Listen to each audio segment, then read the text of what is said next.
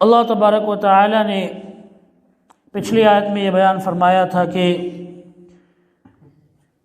عزت اور ذلت کا مالک صرف اور صرف اللہ تبارک و تعالی ہے۔ اللہ کے علاوہ کسی اور کے بس میں نہیں ہے کہ وہ کسی کو عزت دے یا کسی کو ذلیل یا رسوا کرے جب تک اللہ تبارک و تعالی نہ چاہے۔ دنیا والے اپنی سازشیں کرتے ہیں، وہ چال چلتے ہیں، لیکن اللہ کی مرضی نہیں ہوتی تو ان کی چال ناکام ہو جاتی ہے، ان کی سازش ناکام ہو جاتی ہے، اور اللہ تبارک و تعالی کا فیصلہ ہمیشہ اوپر رہتا ہے۔ اللہ تعالیٰ جو چاہتا ہے وہی ہوتا ہے۔ تو ڈر اور خوف اللہ کا ہونا چاہیے، عزت اور ذلت کی امید اللہ سے ہونی چاہیے، دنیا والوں سے نہیں۔ کیوں؟ دنیا والے عزت کب دیتے ہیں؟ جب آپ ان کی مرضی کے حساب سے چلے، ان کی خواہش کے حساب سے چلے، وہ جیسے کہیں ویسے آپ اٹھے، ویسے آپ بیٹھے، تو پھر اس طرح تو اللہ کی نافرمانی ضرور ہوگی۔ اس لیے کہ دنیا والے یہ نہیں چاہتے کہ آپ اللہ کی مرضی کے حساب سے چلے، بلکہ وہ چاہتے ہیں کہ آپ لوگوں کی مرضی کے حساب سے چلے، تب وہ آپ کو عزت دیں گے۔ لیکن اللہ تبارک و تعالیٰ کی مرضی کے حساب سے انسان چلے گا تو اللہ تبارک و تعالیٰ اسے دنیا کے اندر عزت بھی دے گا، اور اللہ تعالیٰ جب اس سے محبت کرے گا تو فرشتوں سے بھی کہے گا کہ اس سے محبت کرو، اور فرشتے پوری دنیا میں آ کر اعلان کرتے ہیں کہ اس انسان سے اللہ اور اللہ کے فرشتے محبت کرتے ہیں، تم بھی اس سے محبت کرو۔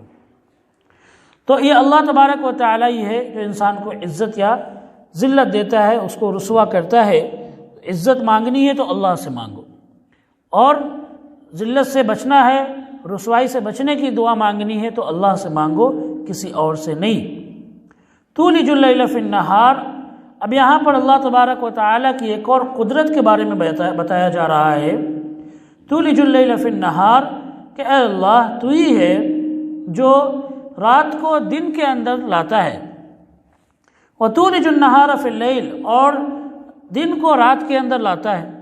اس کا کیا مطلب ہے؟ اس کا مطلب یہ ہے کہ اللہ تبارک و تعالیٰ ہی ہے جو رات کو کبھی چھوٹا کر دیتا ہے اور اس کے حصے کو دن کے اندر کر دیتا ہے، تو دن کبھی بڑا ہو جاتا ہے اور رات چھوٹی ہو جاتی ہے۔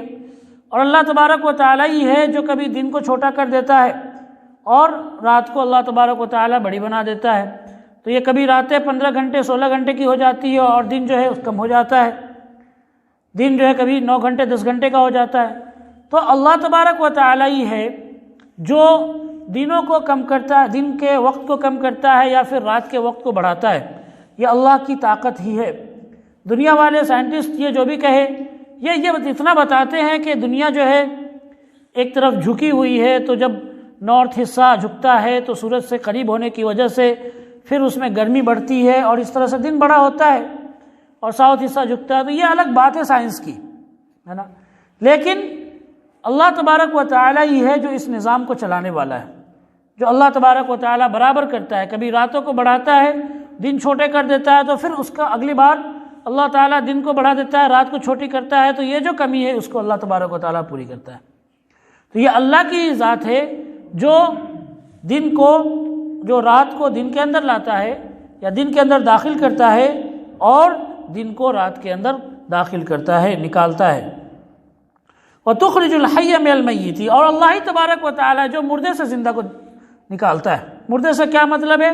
کہ جس طرح ایک زمین ہے، کوئی بنجر زمین ہے، وہ بنجر زمین میں بالکل بھی امید نہیں ہے کہ وہاں پر کھیتی ہو سکے، وہاں پر پودا اگ سکے، بالکل ہی امید نہیں ہے۔ لیکن ایسا ہوتا ہے کہ کوئی بارش آتی ہے اور اس بارش کے اندر اللہ تبارک و تعالیٰ یہ طاقت ڈالتا ہے کہ وہ بارش اس زمین کو اگانے والی زمین بنا کر جاتی ہے۔ تو اس بارش کے اندر طاقت ڈالنے والا کون ہے؟ وہ اللہ تبارک و تعالیٰ ہی ہے جس نے اس کے اندر طاقت دی۔ وَتُخْرِجُ الْمَيِّتَ مِنَ الْحَيِّ، اور کبھی اللہ تبارک و تعالیٰ زندے سے مردہ کو پیدا کرتا ہے، زندے سے اللہ تبارک و تعالیٰ مردہ کو نکالتا ہے۔ تو یہ اللہ تبارک و تعالیٰ ہی ہے جو یہ کام انجام دیتا ہے۔ وَتَرْزُقُ مَن تَشَاءُ بِغَيْرِ حساب، اور اللہ تبارک و تعالیٰ ہی ہے جو رزق دیتا ہے جسے بھی چاہتا ہے بغیر حساب کتاب کے، بے شمار، بغیر گنے ہوئے۔ اللہ تبارک و تعالیٰ ہی ہے جسے چاہتا ہے رزق دیتا ہے۔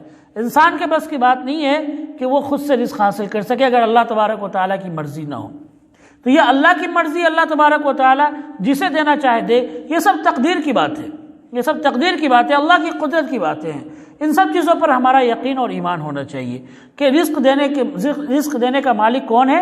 اللہ تبارک و تعالی ہے۔ اللہ کے علاوہ کسی بھی پودے کے اندر یہ طاقت نہیں ہے کہ وہ ایک دانہ بھی اگا سکے، ایک بالی بھی اگا سکے، جب تک اللہ تبارک و تعالی اس بالی کے اندر، اس پودے کے اندر طاقت نہ دے دانہ اگانے کی۔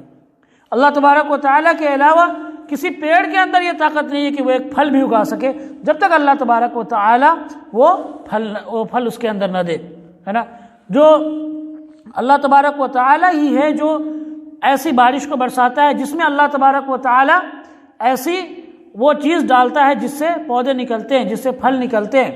تو یہ اللہ تبارک و تعالی نے اس بارش کے اندر جو ہے بڑھنے کی طاقت رکھی ہے، وہ اس کے اندر جو وہ اسٹیمنا رکھا ہے، وہ طاقت رکھی ہے۔ وہ طاقت رکھنے والا کون ہے؟ اللہ تبارک و تعالی ہی ہے۔ اللہ تبارک و تعالی ہی جو انسان کو پیدا کرنے والا ہے اور پھر روزی دینے والا ہے۔ دنیا کے اندر آپ دوسرے پانی سے استعمال کر کے دیکھو، کسی اور پانی کا استعمال کر کے دیکھو، کیا آپ اس طرح سے یہ کر سکتے ہو؟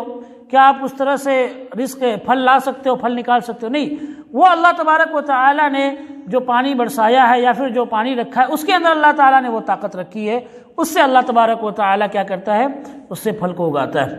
ایک جانور ہے، ایک جانور آپ کو دودھ دے رہا ہے، وہ کیا کھاتا ہے؟ وہ چیزیں کھاتا ہے جو ہم پھینک دیتے ہیں، جو ہم کچڑے کے ڈبے میں پھینک دیتے ہیں۔ تو ہم جب پھینکتے ہیں تو اس کے اندر سے ساری چیزیں ختم ہو جاتی ہے، ہمارے لیے اس میں صحت کی کوئی چیز نہیں ہوتی، اگر ہم اسے کھائیں تو ہم بیمار ہو جائیں۔ لیکن خود اللہ تبارک و تعالیٰ پھر اس پھینکی ہوئی چیز کے اندر بھی اللہ تبارک و تعالیٰ اسٹیمنا ڈالتا ہے، اس کے اندر اللہ تعالیٰ طاقت ڈالتا ہے، تو اس کو جانور کھاتے ہیں، اور پھر اس جانور اس کو کھا کر کیا کرتے ہیں؟ اس سے وہ طاقت حاصل کرتے ہیں اور ہمیں دودھ بھی دیتے ہیں، ہمارے لیے بہت فائدے کا سامان ہوتے ہیں۔ تو اللہ تبارک و تعالی ہی ہے جو ان چیزوں کے اندر طاقت ڈالنے والا ہے۔ آپ ذریعہ دیکھیں کہ اللہ تعالیٰ مین جو چیز ہے، مین جو کام کر رہا ہے، روٹ میں جو کام کر رہا ہے، جڑ میں جو کام کر رہا ہے، وہ کون ہے؟ وہ اللہ تبارک و تعالیٰ کی ذات ہے۔ اوپر کی چیزوں کو آپ نہ دیکھیں، اللہ کی ذات ہے جو مین روٹ میں یا جڑ میں کام کر رہا ہے۔ تو اللہ تعالیٰ نے کہا وَتَرْزُقُ مَن تَشَاءُ بِغَيْرِ حساب، کہ اللہ تبارک و تعالیٰ جسے چاہتا ہے بغیر حساب کتاب کے روزی دیتا ہے، رزق دیتا ہے۔ اب اللہ تبارک و تعالیٰ نے اپنی قدرت کا ذکر کیا یہاں پر، اور اپنی بادشاہت کا، اور ان تمام چیزوں کا ذکر کرنے کے بعد اللہ تبارک و تعالیٰ اب فرما رہا ہے ایمان والوں سے لَا يَتَّخِذِ الْمُؤْمِنُونَ الْكَافِرِينَ أَوْلِيَاءَ مِن دُونِ الْمُؤْمِنِينَ، کہ کوئی بھی ایمان والا کسی بھی کافر کو مومنوں کو چھوڑ کر اپنا دوست اور مددگار نہ بنائے۔ مومنوں کو چھوڑ کر کوئی بھی ایمان والا کافر کو، جو اللہ کا دشمن ہے، جو آپ کا دشمن ہے، جو آپ کے دین اور آپ کے مذہب کا دشمن ہے، اس کو آپ مومنوں کے خلاف میں یا مومنوں کے اپوزٹ آپ ان کو دوست نہ بنائے، یا پھر مومنوں کو نقصان پہنچانے کے لیے آپ ان سے مدد نہ لے۔ اگر ایسا ہے تو اللہ تعالیٰ نے فرمایا وَمَن يَفْعَلْ ذَلِكَ، جو ایسا کرے گا فَلَيْسَ مِنَ اللَّهِ فِي شَيْءٍ، تو اس کا اللہ سے کوئی تعلق نہیں ہے، اس کا اسلام سے کوئی تعلق نہیں ہے۔ جو کافروں کی مدد کرے مسلمانوں کے خلاف میں، جو کافروں کی مدد کرے اپنے مسلمان بھائیوں کے اپوزٹ، ان کی دشمنی میں وہ کافروں کی مدد کرے، یا پھر کافروں کی مدد لے، کافروں سے دوستی کرے تاکہ وہ اپنے مسلمان بھائی کو نقصان پہنچا سکے، تو اپنا ایمان والا بھائی چاہے کتنا بھی برا ہو لیکن ایک کافر سے بہرکیف بہت بہتر ہے، اس لیے کہ وہ اللہ تبارک و تعالیٰ کو مان رہا ہے۔ لیکن جو کافر ہے وہ کیا ہے؟ وہ اللہ کا دشمن ہے، کھلے عام دشمن ہے اللہ تبارک و تعالیٰ کا، تو وہ کبھی بھی آپ کا دوست نہیں ہو سکتا۔ یہ کبھی ایسا نہیں ہو سکتا کہ یہ اور آپ ایک ساتھ جمع ہو جائے، اکٹھے ہو جائے، کیونکہ مین جو اہم چیز ہے وہ جو بات ہے دھرم کی یا مذہب کی جو بات ہے، یہ کلمے کی بنیاد پر آ کر یہ کبھی ایک نہیں ہو سکتے، اس لیے کہ مذہب دونوں کا جدا جدا ہے۔ لیکن اللہ تعالیٰ نے یہ بات بھی فرمائی الا ان تتقوا منهم تقا، ہاں لیکن کبھی ایسا موقع آئے کہ ان کے شر سے، ان کی برائی سے تم کو بچنے کی ضرورت پڑے، کبھی ایسا موقع آئے کہ ان کی برائی سے تم کو بچنے کی ضرورت پڑے تو تم ان کو دوست بنا سکتے ہو، ان کو تم قریبی اپنا بنا سکتے ہو، لیکن مجبوری کی حالت میں۔ کب؟ جب ایسی حالت آئے کہ تمہارے پاس اور کوئی راستہ نہیں ہے ان کی برائی سے بچنے کا، تو پھر ان کی مدد لے سکتے ہو، یا پھر آپ ان کو اپنا دوست بنا سکتے ہو، ہے نا۔ تو یہ چیزیں اسلام کے اندر آتی ہیں کہ انسان جو ہے جب کبھی ایسی مصیبت آئے، ایسی پریشانی میں آئے کہ دشمن کی برائی سے بچنا اس کے لیے ممکن نہ ہو، تو ایسے وقت میں پھر وہ کافروں کو اپنا دوست بنا سکتا ہے اور ان سے مدد لے سکتا ہے، اس میں کوئی حرج نہیں ہے۔ اور اس کے علاوہ ایک چیز یہ بھی ہے کہ اس کے جو تفسیر بیان کرنے والے حافظ ابن کثیر رحمہ اللہ، انہوں نے اس کے اندر ایک حدیث پیش کی ہے جو حضرت ابو درداء رضی اللہ تعالیٰ عنہ کی روایت ہے، بخاری شریف کے اندر بھی وہ حدیث ہے، اور امام بخاری رحمہ اللہ نے المدارات مع الناس کہ لوگوں کے ساتھ کیسے نرمی سے پیش آنا ہے اس کے بارے میں بیان کرتے ہوئے امام بخاری رحمہ اللہ نے حضرت ابو درداء رضی اللہ عنہ جو صحابی ہے ان کا قول لکھا ہے کہ حضرت ابو درداء نے فرمایا رضی اللہ عنہ کہ اکثر ایسا ہوتا ہے کہ ہم لوگوں کے سامنے کبھی کبھی کچھ لوگوں کے سامنے مسکراتے ہیں، کچھ لوگوں کے سامنے ہم مسکراتے ہیں حالانکہ ہمارے دل ان کو لعنت کر رہے ہوتے ہیں، ہمارے دل ان کو برا بھلا کہہ رہے ہوتے ہیں، لیکن ہمیں ان کے چہروں کے سامنے مسکرانا پڑتا ہے۔ انا لنکشر علی وجوہ القوم، کچھ لوگ ایسے ہیں دنیا کے اندر جن کے سامنے تو ہمیں مسکرانا پڑتا ہے، لیکن وہ جب سامنے آتے ہیں تو چہرے سے مسکرا رہے ہوتے ہیں لیکن دل میں نفرت ہوتی ہے، ان کی دل میں ان کے لیے لعنت ہوتی ہے۔ تو ایسا موقع کب ہوتا ہے؟ جب ان کے شر سے بچنا ہمارے لیے ضروری ہو جائے، تب ہم ایسا کر سکتے ہیں۔ اور اللہ کے رسول صلی اللہ علیہ وسلم کے پاس بھی ایک ایسا موقع آیا کہ اللہ کے رسول صلی اللہ علیہ وسلم اور حضرت عائشہ رضی اللہ تعالیٰ عنہ یہ لوگ بیٹھے ہوئے تھے گھر کے اندر، تو ایک یہودی شخص تھا، اس نے آنے کی اجازت مانگی، تو اللہ کے رسول صلی اللہ علیہ وسلم نے کہا بیس عشیرۃ القوم، حضرت عائشہ سے فرمایا کہ یہ اپنی قوم کے اندر سب سے برا اور سب سے بدتر آدمی ہے، سب سے بدتر آدمی، سب سے برا آدمی ہے یہ اپنی قوم کا۔ لیکن جب وہ پاس آیا اور قریب میں بیٹھا تو اللہ کے رسول صلی اللہ علیہ وسلم نے بہت نرمی سے بہت پیار سے بات کی اس کے ساتھ میں۔ تو حضرت عائشہ رضی اللہ تعالیٰ عنہ نے پوچھا کہ اللہ کے رسول صلی اللہ علیہ وسلم ابھی تو آپ کہہ رہے تھے کہ یہ بہت برا آدمی ہے، بہت کمینہ آدمی ہے، یہ اپنی قوم کا سب سے بدتر آدمی ہے، اور جب یہ قریب آیا تو آپ اس سے بڑی اچھی باتیں کر رہے ہیں، نرمی سے باتیں کر رہے ہیں۔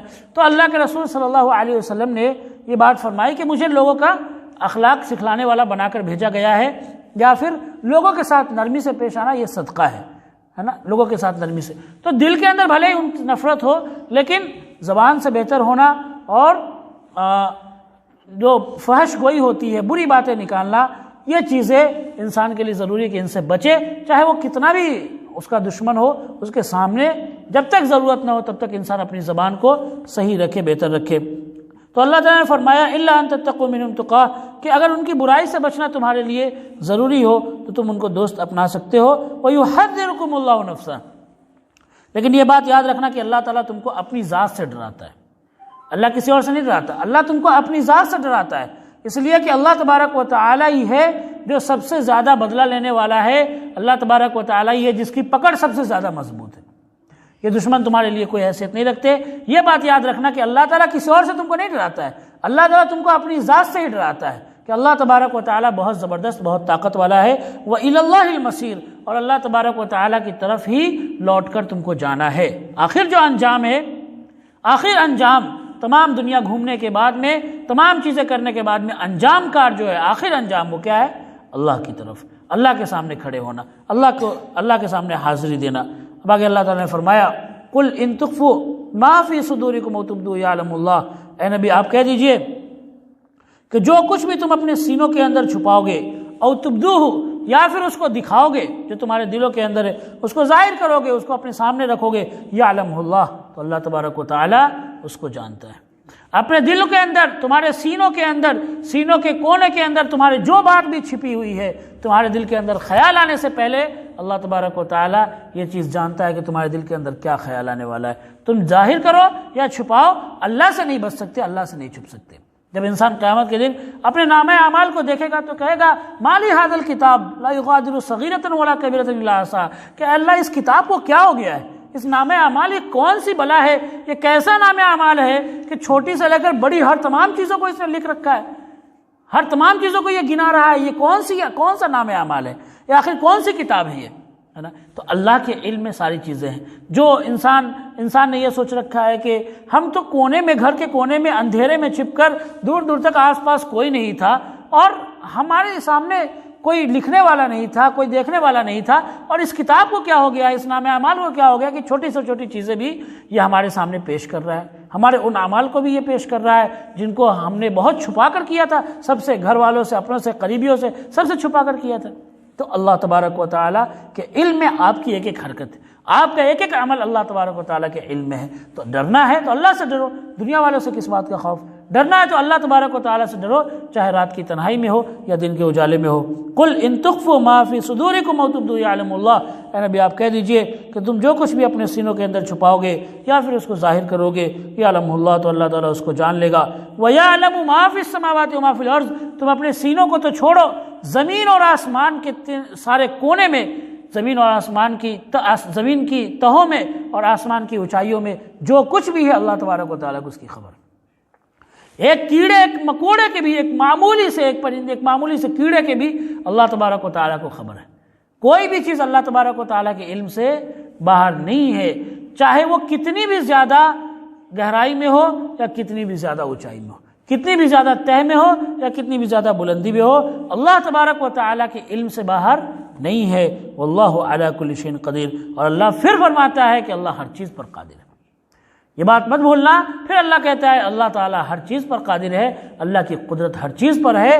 تم یہ نہ سمجھنا کہ اللہ کی قدرت سے باہر آ گئے، اللہ کی پکڑ سے باہر آ گئے۔ اللہ تبارک و تعالیٰ کی مہلت ہے، اللہ تعالیٰ نے ڈھیل دے رکھی ہے، اس کی رحمت ہے، اس لیے تم کو موقع ملا ہوا ہے، ورنہ اللہ تعالیٰ قادر ہے کہ تمہاری پکڑ کرے، اللہ قادر ہے کہ تمہارے گناہوں کا عذاب تم پر بھیجے، اللہ قادر ہے کہ اللہ تم کو ایک بار میں تباہ و برباد کر دے۔ لیکن یہ اللہ تبارک و تعالیٰ کا رحم ہے، اس کا کرم ہے کہ اللہ تعالیٰ نے تم کو ڈھیل دے رکھا ہے، مہلت دے رکھی ہے۔ اللہ تعالیٰ سے دعا ہے کہ اللہ ہم سب کو کہنے سننے سے زیادہ عمل کرنے کی توفیق عطا فرمائے۔ وآخر دعوانا الحمدللہ رب العالمین۔